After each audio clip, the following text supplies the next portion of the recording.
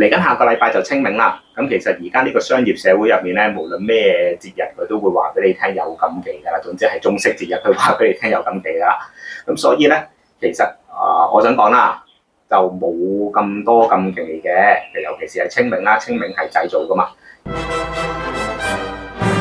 其實你只要有感恩嘅心、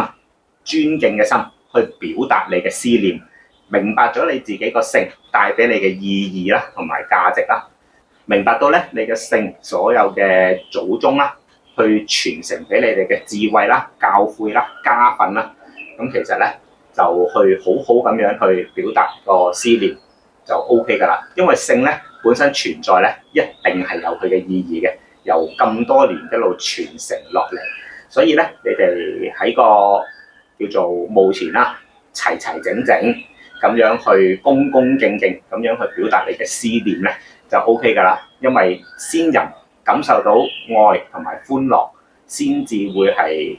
庇蔭後人嘅。咁仲有一樣好簡單嘅啫，如果你係想先人庇蔭你嘅話咧，首先你係一定要令到佢哋係開心嘅。嗰啲開心咧，唔係話不斷係咁燒紙錢啊、燒大屋俾佢哋就 OK 嘅，係你成班人齊齊整整咁樣表達恭敬嘅心。嗰啲乜嘢勾心鬥角啊嗰啲成咧，就唔好特登話喺清明去 show 出嚟啦。即係你自己，如果你同你細佬個家人唔啱嘅，然之後你約埋一齊上去就諗住咁樣代表齊齊整整咧，咁真係唔該晒啦。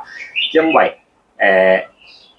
你哋去到墳前，然之後就喺度勾心鬥角啊，然之後去比拼大家又點咧，其實先人係會見到噶嘛。咁其實你燒幾多大屋，或者你揀個乜嘢風水寶穴俾佢，但係原來個家人係唔齊整、唔開心嘅話，祖先亦都係會知道，亦都好難會去庇蔭到後人嘅。咁呢個一定要知。咁另外啦，就係可以帶，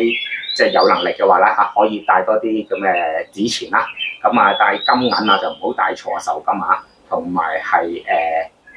七色紙同埋更衣，係啦。咁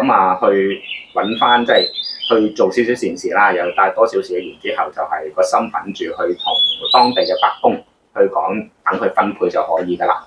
咁就係咁啦。